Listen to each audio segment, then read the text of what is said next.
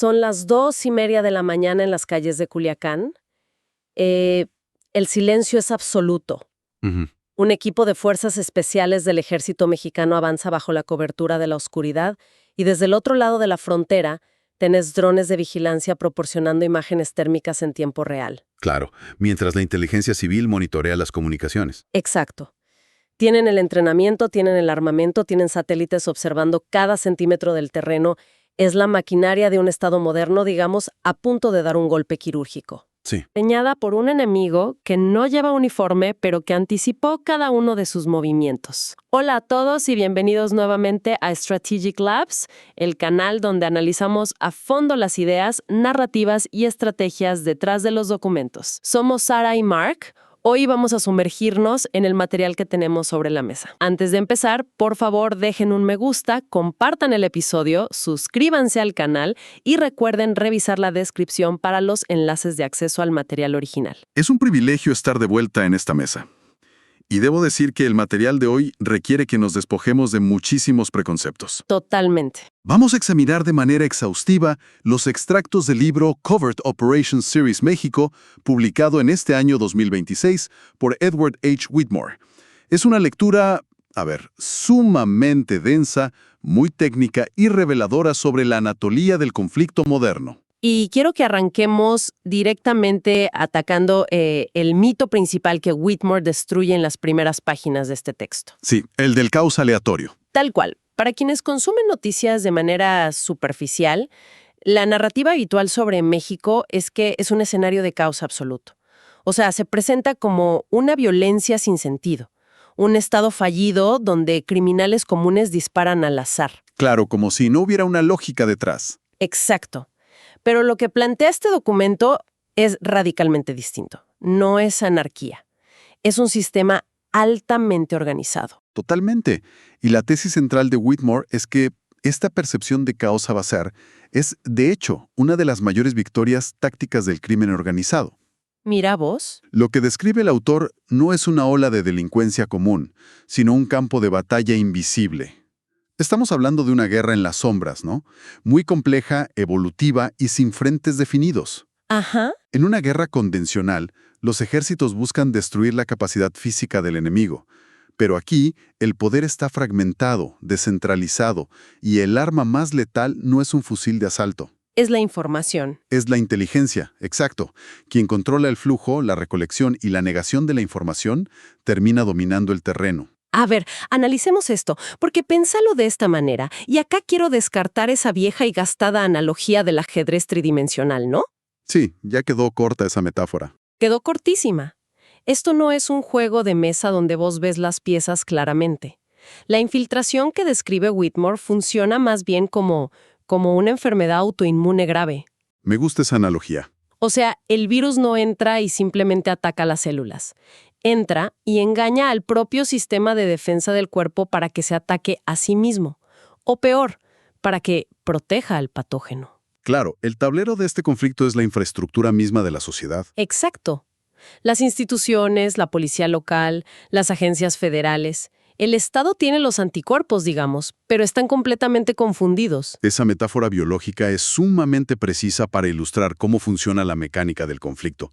Y es crucial que para quienes nos escuchan hoy quede claro por qué este nivel de análisis es imperativo. Sí, ¿por qué importa? Porque no estamos simplemente documentando la historia reciente de México. Estamos viendo un caso de estudio en tiempo real de cómo las guerras asimétricas del siglo XXI operan en la práctica. Tal cual. Muestra cómo actores no estatales, que no responden a tratados internacionales ni tienen fronteras físicas, pueden desestabilizar la seguridad global explotando las fallas internas de una nación. Exacto. Es una radiografía de la vulnerabilidad institucional. Y para entender cómo esta enfermedad autoinmune logra avanzar tanto, tenemos que diseccionar primero cómo el propio Estado mexicano tiene sus defensas descoordinadas. El famoso estado fracturado que menciona el autor. Ese mismo. Whitmore dedica un análisis extensivo a esto. Explícame un poco cómo funciona esta parálisis interna. Porque, desde afuera uno asume que el gobierno actúa como un bloque sólido, ¿no? Bueno, esa es la primera gran ilusión óptica que el libro desmonta. El Estado no es un monolito en absoluto. Whitmore detalla una fisura estructural, una rivalidad casi paralizante entre dos de sus principales órganos de percepción. Sí, las dos agencias clave. Claro. Por un lado tenés al Centro de Investigación y Seguridad Nacional, conocido como el CISEN, que es la Agencia de Inteligencia Civil, y por el otro a la Dirección General de Inteligencia Militar, la DGIM. Que uno pensaría que colaboran entre sí. Uno pensaría eso, pero no.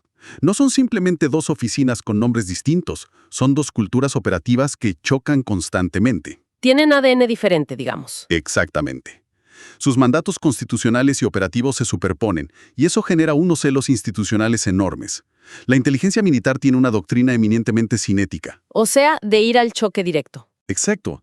Su objetivo es la acción física, neutralizar amenazas, realizar asaltos, desarticular células mediante la fuerza táctica en el menor tiempo posible. Ajá.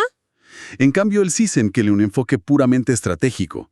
Su objetivo es mapear redes, entender el contexto político, seguir la ruta del dinero. Mantener una vigilancia a largo plazo. Tal cual, para comprender la estructura completa antes de actuar. Pero porque acá quiero desafiar un poco esta premisa. A ver. O sea, entiendo la fricción burocrática, entiendo perfectamente que civiles y militares no se lleven bien en una sala de reuniones. Pero estamos hablando de un Estado nacional soberano. Sí, claro. Tienen satélites, tienen agencias con presupuestos multimillonarios, interceptores de señales. ¿Me estás diciendo que un grupo que hace un par de décadas empezó contrabandeando mercancía por rutas de tierra logra burlar a toda esa maquinaria pesada simplemente porque dos agencias no quieren compartir un archivo?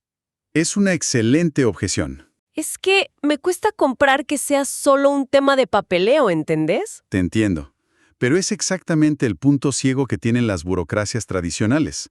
No es solo que no compartan un documento físico o digital, es un problema de teoría de redes. ¿Cómo es eso? El Estado opera bajo una jerarquía piramidal y rígida, típica del siglo XX. La información tiene que subir por una cadena de mando, ser evaluada, aprobada y después bajar como una orden. Claro, es un proceso lentísimo. Exacto. Y los cárteles operan como redes descentralizadas y nodales del siglo XXI. Si cortas un nodo, la red se reorganiza casi instantáneamente. Se adaptan sobre la marcha. Tal cual. Y la falta de comunicación interinstitucional crea estas zonas grises enormes. El autor señala que retienen información crítica por puro ego o por pánico a que la otra agencia tenga infiltrados en sus filas. Esa desconfianza es la grieta por donde el cártel se mete. Es fundamental hacer una pausa en este punto, fíjate. Sí. Para quienes nos escuchan, queremos dejar absoluta constancia de que al analizar estas dinámicas de corrupción gubernamental, parálisis estatal o la intervención de agencias extranjeras, mantenemos una neutralidad política estricta. Totalmente. Nuestro propósito aquí no es emitir juicios de valor ni tomar partido, sino reportar objetivamente la mecánica operativa y los hechos concretos que Edward H. Whitmore documenta en su obra. Una declaración más que necesaria sin duda.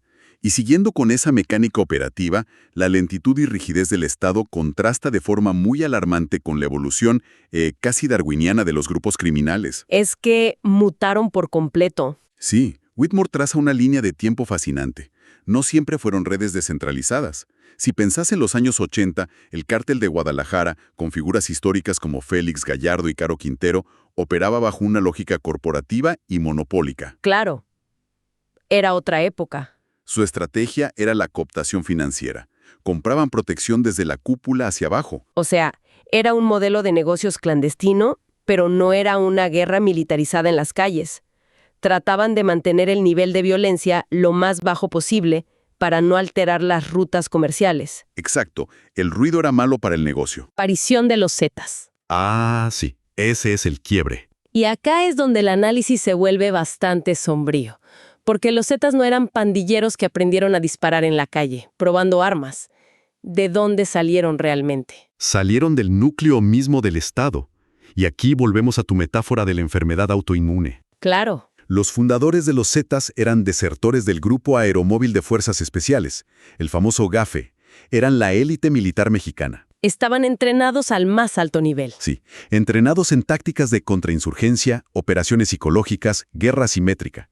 Y al cambiar de bando, no solo aportaron armas de grueso calibre. ¿Aportaron doctrina? Exactamente, aportaron doctrina militar al crimen organizado. Ese es el salto cualitativo.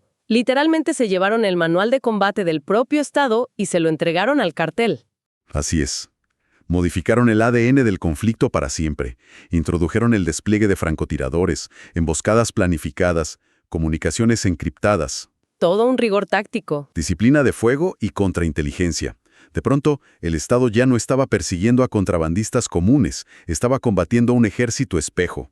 Un ejército entrenado por sus propios instructores. Es una locura. Y esto desató una carrera armamentística clandestina brutal en todo el país.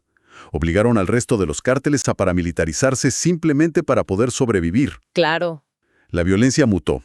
Dejó de ser un simple ajuste de cuentas comercial para convertirse en una táctica supercalculada de control territorial y terror psicológico. Y esto me lleva a preguntarte por uno de los conceptos más interesantes y te diría menos comprendidos del material de Whitmore. A ver, Él habla de un concepto llamado el ciclo de inteligencia y violencia. Porque, a ver, uno asume que la violencia es el objetivo final, ¿no? El ruido, el caos, pero el autor dice que usan la violencia para extraer datos. exactamente. Explícame la mecánica detrás de esto, porque es fascinante. ¿Cómo es que disparar un arma o hacer un bloqueo genera inteligencia táctica? Lo fascinante aquí es que es básicamente ingeniería inversa del comportamiento policial. ¡Wow! A ver, desarrolla eso. Cuando un grupo paramilitar ataca un puesto de control o realiza un bloqueo con vehículos incendiados en una carretera, no solo busca causar daño físico o pánico, están midiendo tiempos de reacción. Claro, están observando. Observan desde las sombras. Toman nota de cuánto tarda en llegar la policía local, a qué frecuencias de radio cambian para pedir apoyo táctico. ¿Qué rutas específicas toma la fuerza de reacción rápida del ejército? Exacto. Todo ese evento cinético, todo ese caos, se convierte en datos empíricos puros. Cada acto de violencia produce nueva inteligencia sobre los protocolos de respuesta del Estado. Y a su vez me imagino que esa inteligencia les permite ejecutar el siguiente acto de violencia de manera mucho más quirúrgica. Tal cual, evitando las respuestas que ya lograron mapear en el evento anterior. Es brillante y a la vez aterrador, ¿no? Están testeando las defensas del sistema en tiempo real, en producción. Exactamente. Y esta no es teoría abstracta. Whitmore ancla todos estos conceptos en casos históricos concretos que exponen cómo el Estado ha fallado sistemáticamente en adaptarse a esto. Sí, el libro está lleno de ejemplos muy crudos. El primer caso que, digamos, sacudió el tablero y que obligó a una reconfiguración forzada fue el secuestro del agente de la DEA, Enrique Kiki Camarena, en 1985. El caso Camarena es abordado por el autor como el gran catalizador operativo de toda esta historia. Sí. Fue el evento que obligó a Estados Unidos y a México a implementar, casi a la fuerza, protocolos de inteligencia transfronteriza y colaboración conjunta. Tuvieron que sentarse a hablar. Sí. Pero, paradójicamente, fue también el evento que expuso el nivel de podredumbre institucional que había. Claro, porque demostró empíricamente que el cártel de Guadalajara no era una simple anomalía que operaba al margen de la ley. Operaba dentro de las grietas mismas del sistema, en total complicidad con múltiples esferas gubernamentales, desde la policía hasta los políticos. Y eso obligó a rediseñar por completo cómo las agencias de inteligencia compartían la información. Exacto. Fue un antes y un después. Pero a pesar de esas lecciones que supuestamente aprendieron en los 80, avanzamos en el libro y nos encontramos con fracasos modernos que son, te diría, inexplicables desde el punto de vista tecnológico. Fracasos garrafales. Volvamos a la escena de apertura que mencionamos, Culiacán, 2:30 de la mañana. Whitmore narra una redada nocturna que debería haber sido un éxito del libro de texto. Tenían todas las de ganar en papel. Tenés al CISEN manejando la información previa, tenés a fuerzas especiales de élite en el terreno y a la DEA apoyando desde el aire con vigilancia de drones. Es la tormenta perfecta contra el cártel. Sí. ¿Por qué fracasó tan estrepitosamente esa operación? Fracasó porque subestimaron por completo la capacidad de adaptación táctica del enemigo. Cuando el ejército llega a asaltar el complejo, no encuentran a un grupo de traficantes sorprendidos durmiendo. No, los estaban esperando. Encuentran posiciones defensivas preestablecidas de nivel militar. Hablamos de francotiradores con rifles de alto calibre apostados en puntos ciegos estratégicos. Y sistemas de alerta, ¿no? Sí, sistemas de alerta temprana que detectaron los movimientos de tropas del Estado kilómetros antes de que llegaran al perímetro. Y túneles de escape ya excavados y reforzados para la cúpula de mando. Y la táctica de distracción, para contar lo de la emboscada a Señuelo, porque eso me pareció increíble. Ah, sí, eso es clave. El autor detalla cómo, mientras el asalto principal apenas comenzaba y las tropas estaban bajo fuego, el cártel coordinó un ataque simultáneo en otra zona completamente distinta de la ciudad. Una locura. Una facción aliada del cártel emboscó un convoy militar que no tenía absolutamente nada que ver con la operación principal. Claro, crearon un segundo frente falso. Exacto. Esto forzó al ejército a desviar todos sus equipos de rescate y reacción rápida hacia ese conflicto secundario, y eso les compró los minutos vitales que los líderes del cártel necesitaban para evacuar por la red subterránea. Básicamente el cartel usó la burocracia de rescate del propio ejército en su contra. Sabían que tenían que ir a rescatar a sus compañeros. Tal cual. Demuestra una interoperabilidad en el terreno que el propio Estado, con todos sus recursos, no logra alcanzar. Y hablando de interoperabilidad, el libro documenta un nivel de incompetencia técnica entre las propias fuerzas mexicanas que resulta hasta doloroso de leer. Sí, el caso de Guadalajara es un ejemplo clarísimo de eso. Me refiero a esa redada en 2010 y las posteriores fugas de objetivos de altísimo perfil, como el Chapo Guzmán. Ajá. En Guadalajara, fíjate, el CISEN y la DGIM estaban operando casi en el mismo perímetro urbano, persiguiendo exactamente al mismo objetivo de alto valor, y fallan por un tema de radios. Es el ejemplo perfecto del estado fracturado del que hablábamos al principio. O sea, ¿cómo puede ser? Whitmore documenta cómo el equipo civil del CISEN y el equipo militar de la DGIM utilizaban protocolos de encriptación y hardware totalmente incompatibles. ¿No se podían hablar? No podían comunicarse por radio en tiempo real durante la persecución. Y esa fricción no fue un error accidental, fue el resultado de compras de equipo no coordinadas a lo largo de los años y de una profunda desconfianza institucional. Cada uno cuidaba su quinta. Exacto. Mientras el CISEN buscaba recolectar más evidencia de forma discreta, la inteligencia militar presionaba para ejecutar un asalto rápido y cinético. Y en el medio de esa pelea, En el medio, esa falta de sinergia, esos minutos perdidos en tratar de coordinar por canales no seguros a través de celulares, crearon una ventana de oportunidad enorme que el objetivo aprovechó para desaparecer en el tejido urbano. y con el caso de las fugas en prisiones de máxima seguridad, el autor introduce un término que es clave para la audiencia más técnica que nos sigue, el concepto de inteligencia bruta, o raw intel. Un concepto fundamental. Whitmore argumenta que el gobierno sí tenía la información. O sea, tenían discos duros llenos de llamadas interceptadas, registros de visitas inusuales, reportes de ruido subterráneo reportados por los propios guardias. Los datos existían. Estaban ahí, en los servidores. Entonces, ¿cuál fue el fallo mecánico ahí si ya tenían la raw intel? El fallo mecánico fue la ausencia absoluta de capacidad analítica integrada. Recolectar terabytes de inteligencia bruta no sirve de absolutamente nada si no tenés analistas ni algoritmos capaces de procesar, depurar y, lo más importante, conectar los puntos. Claro, ver el panorama completo. Cada pieza de información estaba aislada en un silo burocrático distinto. La prisión tenía un reporte sobre los ruidos. El CISEN tenía otro sobre movimientos financieros. La inteligencia militar interceptaba una señal de radio extraña. Pero nadie hablaba con nadie. Exacto. Sin un nodo central que cruzara todas esas bases de datos, nadie en el gobierno fue capaz de visualizar que se estaba construyendo un túnel hipersofisticado, con iluminación, rieles y ventilación exactamente debajo de sus pies. O sea, la superioridad en la recolección de datos fue derrotada por la incapacidad de síntesis. Tal cual. Tener el dato no significa tener la inteligencia.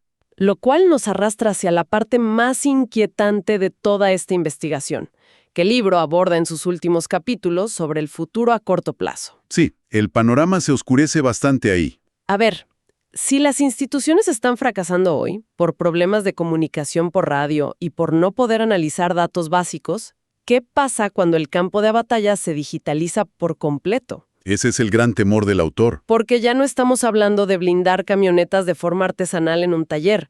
El autor señala que los cárteles están utilizando enjambres de drones comerciales modificados. Sí, y no solo para vigilancia periférica, que ya lo hacían, sino para ataques cinéticos dirigidos. Tiran explosivos desde el aire. El salto tecnológico es asimétrico y vertiginoso. Totalmente.